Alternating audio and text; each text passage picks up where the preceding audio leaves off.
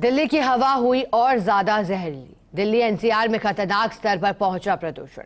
Delhi NCR में construction पर पूरी तरह पाबंदी लगाई गई है और स्कूलों की छुट्टी ही इससे पहले की जा चुकी है क्योंकि वायु प्रदूषण का खतरा बरकरार है। और देखिए, लगातार जब वहां के लोगों से बातचीत की जाती है तो फिर ये मुहिम छेड़ने की कोशिश और ये मांग लोगों की रहती है कि समाधान कुछ इस तरह का किया जाए जो लंबे वक्त तक के लिए एक उचित समाधान हो।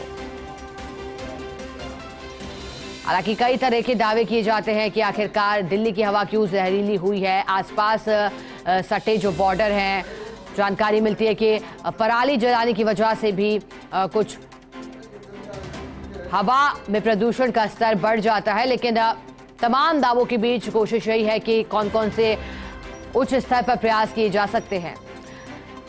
और आपको जानकारी दे दें कि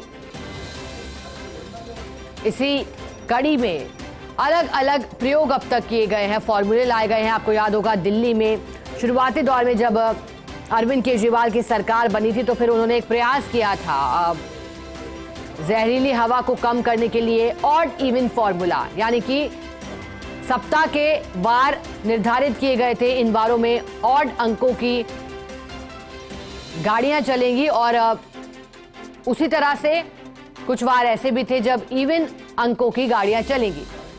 लेकिन फिर इसको लेकर के तमाम तरह की बहस हुई कि क्या ये वाकई एक उचित समाधान हो सकता है, क्योंकि लगातार परेशानियों की बात सामने आ रही थी।